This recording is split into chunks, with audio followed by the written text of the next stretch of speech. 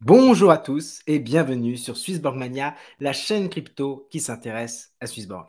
Aujourd'hui, on va s'intéresser au lancement du Crypto Challenge et surtout les impacts que cela peut avoir ou que ça a commencé à avoir sur le jeton de Swissborg, le CHSB et d'une manière générale l'écosystème dans sa globalité. On essaiera de faire le point notamment sur le court terme et le long terme. Et on verra qu'il y a du positif et il y a un petit peu de négatif aussi. Donc, rentrons tout de suite dans le vif du sujet. Si vous voulez nous soutenir, n'hésitez pas, il y a deux moyens de le faire. Tout d'abord, c'est en téléchargeant l'application de Swissborg, celle qui vous permet de gérer votre patrimoine crypto, et vous pourrez gagner jusqu'à 100 € avec un ticket à gratter. Et le deuxième moyen, c'est avec maintenant la Crypto Challenge. N'hésitez pas, vous pouvez gagner vos 3000 premiers points en utilisant le code que vous trouvez ici. Alors la Crypto Challenge, qu'est-ce que c'est? C'est ce qui remplace une ancienne compétition. Et les impacts que l'on a aujourd'hui sur le marché proviennent de la distribution de ces récompenses. Donc on a trois types de récompenses qui sont en ce moment distribuées. On a les jetons Bitcoin qui correspondent à peu près à 314 000. Il y a 314 000 utilisateurs du Crypto Challenge, enfin de la Community App. Donc ces gens-là récupèrent des Bitcoins. C'est facile de déterminer à peu près le montant. Après, on a, là, ça sera des estimations, on n'a pas de chiffres, pas d'informations qui a été communiquée là-dessus, mais grosso modo, un utilisateur standard qui jouait au jeu pouvait gagner jusqu'à 15 jetons sans le Hall of Fame et 115 s'il était Hall of Fame. Donc ça nous tourne à peu près, j'imagine que la quasi-totalité a dû tourner autour de 4 à 10 jetons, ce qui fait, si on prend l'hypothèse haute de 10 jetons, à peu près 2 à 3 millions de jetons distribués. Et si on est sur les parties de 2000 à 3000 Hall of Fame, à 115 jetons, on tourne entre 200 et 350 000 jetons. Donc en soi, il y a 3 400 000 jetons qui ont probablement pu être distribués au maximum avec ce jeu-là dans la trésorerie de Swissborg. Donc en soi, ce n'est pas énorme la quantité de jetons libérés, mais on va rentrer dans les détails, notamment les conséquences sur certaines opérations. La première des choses, et c'est une très bonne nouvelle pour l'utilisateur de la Crypto Challenge, c'est que normalement, c'était prévu pour être bloqué 12 mois. Cette fois-ci, ça n'est pas le cas. En fait, elles sont immédiatement disponibles. Donc, la disponibilité de ces récompenses va entraîner trois types de comportements différents possibles. La vente pour certains de leurs récompenses, contre qui du Bitcoin, ou quand ils ont gagné des Bitcoins, peut-être contre des CHSB. L'autre partie, ça va être décider de passer premium grâce à ces récompenses-là. Et la dernière, c'est de potentiellement les mettre dans le yield. Il n'y a que trois possibilités, trois choix possibles. On va regarder un petit peu dans chaque cas ce qui peut être fait. Donc déjà, on va se focuser sur vraiment le tout court terme, ce qui arrive. La première chose, c'est ces récompenses en Bitcoin, 314 000 $. Bon, là, trois possibilités. On vend, on stack, on transforme en CHSB. Tout ça se fait au travers de l'application de Swissborg. Mécaniquement, ça va générer des frais pour l'écosystème. Ça va pas être bien lourd. Les frais chez Swissborg ne sont pas bien élevés. Mais en tout cas, ça va générer des frais. Ça va générer des revenus dans le Protect and Burn. Et ça va, dans l'absolu, déclencher une pression acheteuse sur le jeton CHSB, puisque on ne peut pas vendre du CHSB avec cette récompense-là, on ne peut qu'en acheter. L'autre élément qu'on peut faire, c'est évidemment faire un retrait de ces bitcoins. Et là, effectivement, c'est un petit peu plus embêtant pour l'écosystème, mais ça reste que 314 000 $. Je vous rappelle que Swissborg gère plus d'1 milliard de dollars, donc 314 000, ça n'est qu'une goutte d'eau. Donc pour moi, globalement, cette récompense en bitcoin a un impact négligeable, mais reste globalement positif. Les conséquences à court terme, cette fois-ci, pour la distribution des jetons de Swissborg en CHSB pour les utilisateurs. Déjà, il y a un point important à avoir en tête, c'est que cette récompense, elle est à votre disposition, mais vous avez 30 jours pour la réclamer. Donc, il s'agirait, si vous n'avez pas encore fait le pas de les récupérer, de les claimer rapidement. Je vous ai fait toute une vidéo avec un petit tutoriel pour retrouver tout ça. Donc, voilà. Donc, déjà, c'est un délai, une chose importante à avoir en tête. Le délai est court, c'est 30 jours. Ça veut dire aussi que les impacts qu'on va avoir par la suite sont assez limités. La première chose, c'est évidemment quelqu'un qui ne croit pas en l'écosystème, qui est rentré dans le jeu simplement pour récupérer des jetons. Bon, on peut imaginer que la première action qu'il va faire, c'est récupérer les jetons et les vendre, et puis ensuite les sortir de l'application ou aller sur un jeton différent. Mais probablement, s'il est rentré juste pour la récompense, il risque de vendre. Et c'est probablement ce que nous constatons en ce moment sur le marché du cours du CHSB avec cette petite baisse que l'on constate depuis la distribution, le début de la distribution des récompenses. À côté de ça, il y a une deuxième possibilité. Bon, bah là, c'est évidemment de stocker dans le yield ou de passer premium. Ceci n'a pas de véritable impact sur le cours du CHSB. C'était des jetons qui étaient dans la réserve de Swissborg, donc pas vraiment encore sur le marché. Ils reviennent dans des choses qui sont plus ou moins bloquées. Ça a un impact neutre. Globalement, je dirais que la pression quand même vendeuse est plus importante que l'effet neutre et donc globalement, l'impact est négatif avec une durée courte. Donc il faut faire le dos rond et attendre probablement une trentaine de jours, sauf si on a des super nouvelles qui arrivent. Mais je pense que le gros des sessions seront faites dans les premiers jours du lancement de la Crypto Challenge. Le deuxième élément, autre élément, c'est le Hall of Fame. Et là, il va falloir rentrer un peu plus dans les détails pour voir certains comportements qui peuvent survenir. Il y a la réduction du coût pour être premium, à la fois pour le Genesis et pour le Community. Et là, on va focuser là-dessus dans un second temps. Donc là, il y a les récompenses en jetons pour ces gens qui sont Hall of Fame, hein, ça représente 115 jetons par personne. En soi, je dirais que ça n'a pas un grand impact, ça représente effectivement plus de jetons par personne, mais globalement, c'est assez faible en quantité et en valeur. Donc je dirais que l'essentiel quand même est des fervents supporters, hein. Ils ont fait le jeu jusqu'au bout, ils ont parrainé 20 personnes, c'est pas rien. Donc je pense quand même qu'ils vont davantage orienter vers le coffre, le yield, et vont pour certains en vendre une partie. Donc globalement, voilà le premier panorama. Donc il faut que maintenant qu'on se pose la question sur les conséquences à court terme du passage de la réduction en premium. Ce qu'il faut avoir en tête, c'est que le fonctionnement est le suivant. On récupère, on est à clocher pour récupérer sa récompense. On va dans son application et on cancel son premium et ensuite on le reprend. Donc, quand on le fait, bah, il y a deux façons. Soit on le va vers le même premium qu'on avait avant ou on prend un rang en dessous. Donc, on va commencer déjà avec le community à un jeton CHSB, ce qui va avoir comme conséquence directe, c'est que beaucoup de gens qui peut-être n'avaient pas les 2000 jetons nécessaires, maintenant peuvent le faire pour seulement un jeton. Donc, c'était quand même le gros profit de cette application, c'est vous parrainez 20 personnes, vous jouez assez bien, vous pouvez, boum, obtenir le Hall of Fame et être premium à un CHSB. Donc, on va avoir beaucoup de gens qui vont passer premium, ils vont intensifier leur usage, ils vont se dire, ça y est, maintenant, j'ai des taux plus intéressants, j'ai des réductions de frais, etc., etc.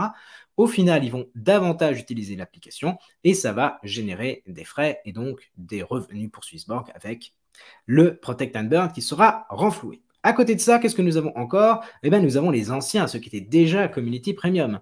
Eux, ils vont libérer 1999 jetons, puisqu'on passe de 2000 à 1 jeton. Et qu'est-ce qu'ils vont faire avec ça? Probablement, pour la plupart, ils vont les mettre dans le yield. Il est peu probable que quand on avait 2000 jetons, on se dépêche de les vendre. On était quand même rentré dans une dynamique de placement long terme. Donc, il n'est pas improbable qu'on ait plutôt, pour la plupart, du yield. À côté de ça, qu'est-ce que nous avons? Nous avons les Genesis. Les Genesis, eux, vont pouvoir libérer l'essentiel de leurs jetons qui étaient bloqués, 50 000. Donc là, on va voir ce qui va se passer. Il y a deux possibilités pour eux. Première chose, c'est passer community, donc de se retrouver de 50 000 jetons bloqués avec tous les avantages qu'il y a et passer à seulement un jeton comme les autres. Donc ça va leur libérer 49 999 jetons. Et puis il y a l'autre solution qui est de rester Genesis. Alors s'ils restent Genesis, la conséquence c'est qu'il y a 2000 jetons qui sont libérés, hein, ils avaient 50 000, ils sortent les 50 000, ils replacent 48 000, ils ont 2000 de plus, et ces 2000, ils vont pour la plupart, je pense, les laisser dans le yield. Donc ça va avoir un très léger impact quasiment inexistant pour un Genesis qui reste Genesis. Mais là où il va y avoir un impact, c'est pour le Genesis qui décide de passer Community. Là, il y a deux grandes actions qu'il va faire. La première, ça va être de faire une pression vendeuse sur le jeton, probablement pour diversifier ou pour simplement prendre une partie de ses gains. On a bien vu que quelqu'un qui était rentré en décembre, en janvier, en février, avant le vrai pic du bull run, il peut se dire, voilà, maintenant que j'ai fait un peu de gain, je préfère prendre une partie tout de suite et puis quitte à faire, je repasserai Genesis plus tard. Hein. Ça, c'est pas incompatible. Donc, mécaniquement, ça va créer aussi une petite pression vendeuse, mais j'estime encore une fois que ça représente très peu d'utilisateurs qui sont dans ce cas-là. Hein. Je pense qu'il y a 2000 à 3000 personnes qui sont déjà qui sont Hall of Fame et parmi elles, il ne doit pas y avoir une grosse partie de Genesis. Mais en tout cas, ils vont pouvoir faire une pression vendeuse. Et puis les autres, ceux qui décident parmi ces 49 999, ceux qui ne vont pas vendre, ils vont probablement les mettre dans le yield. Et donc, on va avoir encore davantage de jetons dans le yield. Les conséquences sur le long terme. Déjà, c'est une bonne chose. Nous mettons un terme au Community App. Nous avons fini cette application. Nous en lançons une nouvelle. Donc, c'est la Crypto Challenge. C'est un nouveau jeu. Ça va être un vecteur d'adoption. C'est évidemment beaucoup plus... déjà, elle est beaucoup plus jolie, beaucoup plus sympathique, plus lumineuse. On a envie d'y jouer, on a envie de cliquer pour savoir, hop, ça monte, ça descend. C'est le même concept, mais c'est en beaucoup plus beau. Et le fait que la compétition ne durera qu'un mois à chaque fois, ça va vraiment attirer des nouveaux utilisateurs qui pourront très facilement, je ne sais pas si vous avez regardé la vidéo, mais c'est en 2 clics, on récupère sa récompense au bout du mois et on va pouvoir investir, la réemployer dans autre chose. Comme ce sera du Bitcoin, eh bien, il n'y aura pas de risque de derrière de pouvoir dumper le jeton au Swissborg qu'on récupère. Donc ça, c'est du win-win. Alors, l'autre effet de ça, c'est que de cette crypto challenge qui a été payée, on a reçu une récompense, c'est qu'il y a de plus en plus maintenant de personnes qui vont passer Premium Community. On l'a vu, hein, les chiffres ont explosé en termes de nombre de Premium Community. Donc, qu'est-ce qu'ils vont faire? On l'a dit, hein, ils vont intensifier, rapatriement des capitaux, hein, puisque maintenant, ils vont avoir un taux plus intéressant dans leur yield. Ça va, in fine, générer plus de revenus pour Swissborg, parce que quelqu'un, par exemple, qui ne mettait rien, il attendait d'être Premium Community, va peut-être rapatrier des Ethereum, du BTC, etc. Son taux a quand même augmenté de 50%. Donc ça, c'est aussi une chose très positive sur le long terme. Et puis, il y a ces gens qui étaient Genesis et qui passent Community. Alors, je le mets dans la catégorie positive ici et je vais vous expliquer pourquoi. Quand vous êtes Genesis, vous êtes en première classe. Vous défilez dans un train à grande vitesse, un bus super confort. Vous ne payez quasiment rien. Vous avez 0,25% de frais. Je pense que Swissborg gagne peu sa vie là-dessus. Donc, en fait, ce qui se passe, c'est que ces gens-là qui passent Genesis pour Community, ils acceptent d'une certaine façon de cash out un petit peu une partie de leur gain ou de mettre dans le yield. En contrepartie, ils vont payer plus de frais dans leur fonctionnement, dans leur gestion. Et ça, c'est bon pour Swissborg d'une certaine façon parce qu'on va générer plus de revenus. Et sur le long terme, c'est ce qui va drainer à la hausse, tirer à la hausse le cours du CHSB par tous ces burns successifs que nous aurons. Donc, c'est plutôt une bonne nouvelle sur le long terme. Mais il y a un point négatif dans tout ça, hein, outre passer le petit moment de baisse temporaire que nous pouvons constater, c'est le fait qu'il y a de plus en plus de jetons qui vont arriver dans le yield. Hein. Et ça c'est mécanique, notamment de ces quelques Genesis qui passent Community. Alors, qu'est-ce qui va se passer ici? Eh bien, en soi, c'est plutôt neutre pour Swissborg. Et je vais expliquer la logique. Swissborg se fiche de savoir combien il y a de jetons dans le yield. Qu'il y en ait 1 million, 10 millions, 100 millions, 300 millions, pour lui, c'est le même coût. Ça dépend simplement du Community Index. Donc, ça n'est pas une charge supplémentaire pour Swissborg. Par contre, pour l'utilisateur, lui, il va constater plus de jetons et donc son proportion dans le pool de jetons qui sont présents va réduire sa quantité, son taux. Hein, le taux global va, lui, quant à lui, diminuer. Donc, c'est un point négatif. Mais il y a un espoir. Il y a toujours un espoir. Et on attendra l'arrivée du yield 2.0 qui boostera à nouveau les taux pour notamment les premiers jetons. Alors, en synthèse, il y a une pression vendeuse qui est temporaire, qu'on ne peut pas écarter, qu'on ne peut pas oublier. Elle est là. Elle est assez courte puisqu'on a vu que les récompenses ne pouvaient être réclamées que pendant 30 jours et on a déjà commencé ce petit état. Et il est fort à parier que quelqu'un qui a touché ces récompenses va faire l'opération assez rapidement. Donc, il faut faire le dos rond et attendre de ce point de vue-là. À côté de ça, on va avoir de plus en plus de gens qui sont premium grâce à ce community premium à 1 CHSB. Et derrière, moi j'attends, c'est pour ça que je le mets ensemble, une intensification de leur usage de l'application avec, in fine, plus de volume, plus d'opérations, plus de jetons dans le yield, etc., dans le yield Bitcoin, dans le yield Ethereum, dans le yield BNB, etc., etc. On a ensuite un super jeu qui va être un véritable outil marketing d'adoption. Donc, on verra bien la portée de ça, mais le fait que les compétitions soient plus courtes, le fait qu'on relance un petit peu la machine, etc. C'est un jeu où on va gagner des jetons, des points en parrainant. Donc c'est comme ça aussi qu'on va avancer. Et le fait que ce soit régulier, des nouvelles compétitions va encourager de plus en plus de monde à participer.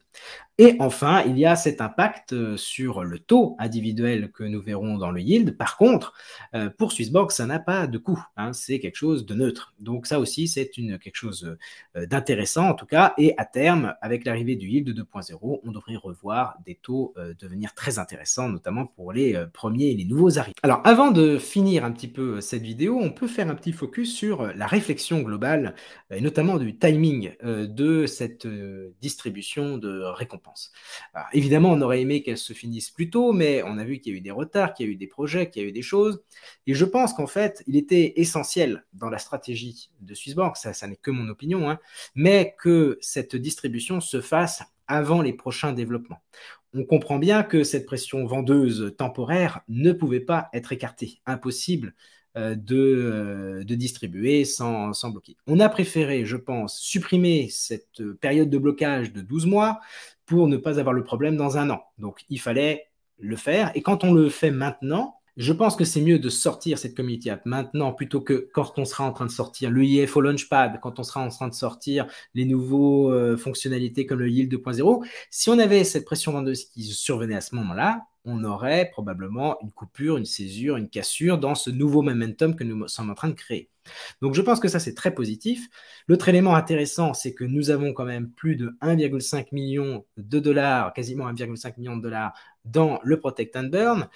Cette baisse-là pourra très facilement être compensée par une utilisation de cette réserve. Je pense qu'ils attendront le bon moment stratégique pour laisser passer, entre guillemets, le gros de la vague et ensuite relancer la mécanique.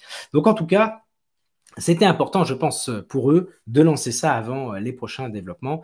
Et moi, ça me met très bullish de me dire on a enfin un outil marketing, gaming, d'éducation qui arrive.